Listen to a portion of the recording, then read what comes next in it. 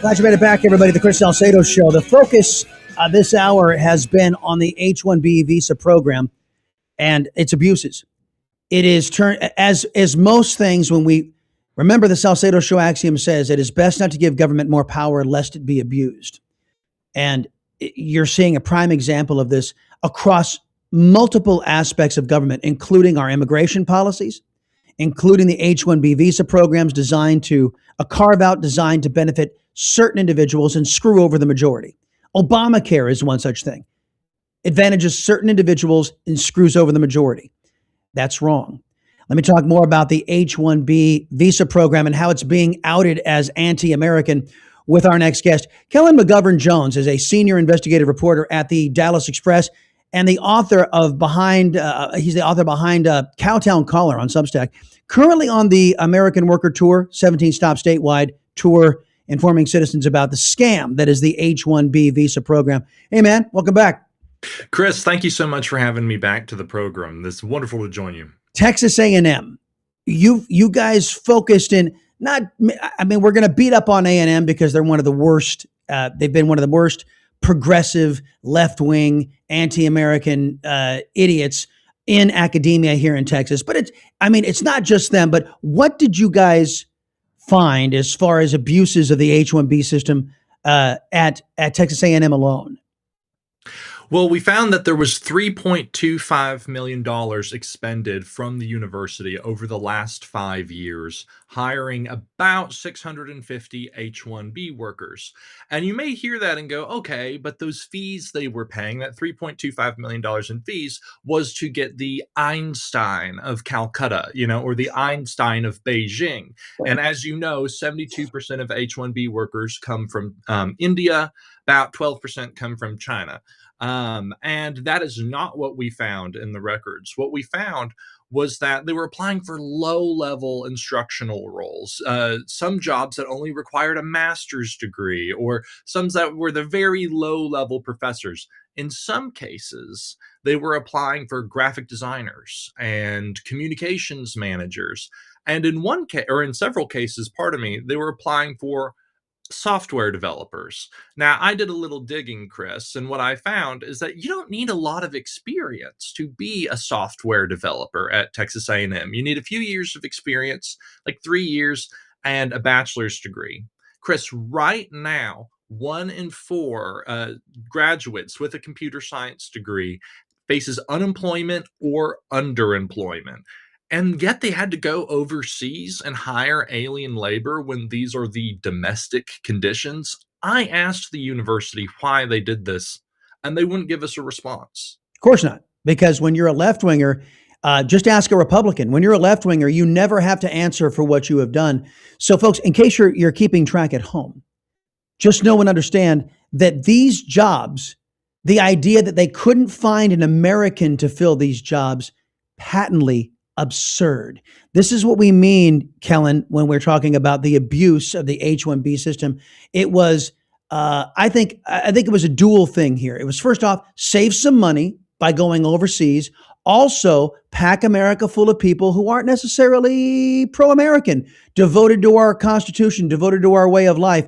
It seems to be a two-tiered objective by these left-wing so-called institutions of higher learning.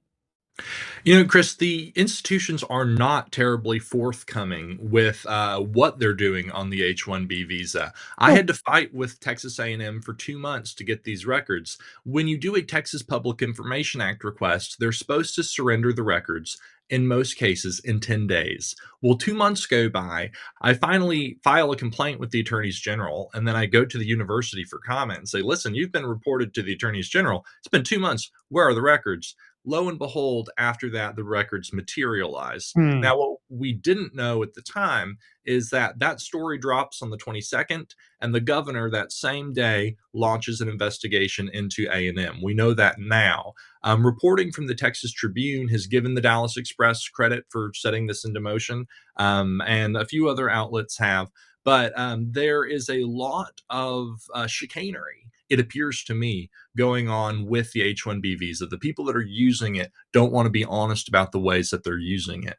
Absolutely, because it's decidedly anti-American and it's decidedly corrupt. That's, I think, just as an outward observer, I can say that Texas A&M is undertaken with their abuse of the H-1B visa program. They are undertaking anti-American, anti-Texas actions. Kellen McGovern Jones, our guest right now, folks, senior investigative reporter at the Dallas Express. You guys did great work in uncovering this, but you've got Brian Harrison out there, Representative Brian Harrison, also highlighting a lot of these abuses. You've got Sarah Gonzalez, on a different angle, just exposing the people who are coming over here, setting up alleged businesses, and there are no businesses. They're just using this, and this is, I believe, how Republicans and Democrats set this up as another funneling mechanism to get foreign nationals packed into our country from countries when there's no predicate for them to be here otherwise. They use the H-1B visa program. What do you think about the efforts of Sarah Gonzalez, Brian Harrison, yourselves? Do you think that that triumvirate was enough to bring so much pressure on Governor Greg Abbott? He had no other choice but to freeze the H-1B visa program in Texas. Certainly, I think there has been a lot of political pressure in recent days on the governor to do something. There's been all sorts of reporting from all sorts of outlets, and the Dallas Express has been on this for 2 years. And so, and Brian Harrison, he has a lot of power on Twitter. He's got a lot of reach. But to say that the H-1B visa system has been frozen in Texas is not exactly true. As I understand the governor's orders, it applies to state agencies, and which include universities, but it doesn't apply to school districts. Dallas ISD, for example, has hired 1,200 H-1B workers, about twice the amount of Texas A&M over the same time period. And I have a forthcoming report about how the school districts use these programs. So it's frozen at certain levels, but then, of course, it still exists in the private sector as well. Yeah, see, in my mind, and I'm a conservative, in my mind, this all makes sense.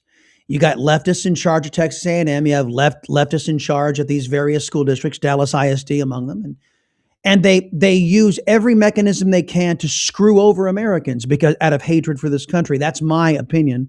But that it seems to me, if you're looking for an ideology or an institution that is willing to screw over its own nation, you need look no further than an institution that is dominated by left wingers. You're going to find somebody willing to screw over their own country out of hatred for their country. Let me ask you, in your research, who is to blame as and whether it's a politician or a set of politicians, a political party, or maybe it's all of them, who is to blame for the H-1B visa program, the lack of transparency, and the obvious abuse? Well, the program was started in 1990 by President George H.W. Bush, a Republican, and That's right. Senator Ted Kennedy, who was, of course, a Democrat. So there's bipartisan blame here. The each president who has administered the H-1B visa program has played a part in its pros and cons. Every president since George H.W. Bush has continued the program, and each president, by executive fiat, could choose to issue less visas or more. But every year they choose more.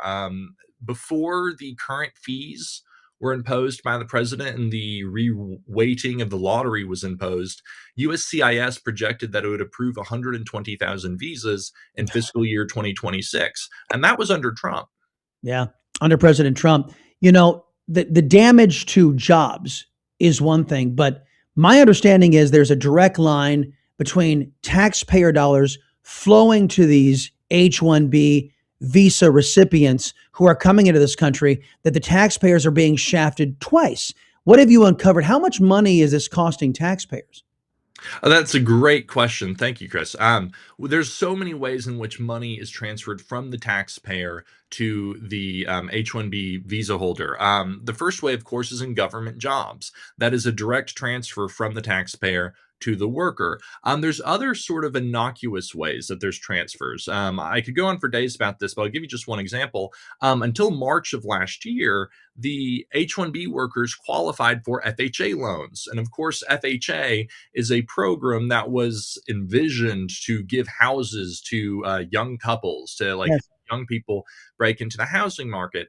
And yet these programs were available to H-1B workers. Of course, there's other innocuous, or maybe not innocuous, but less obvious examples of transfers of that.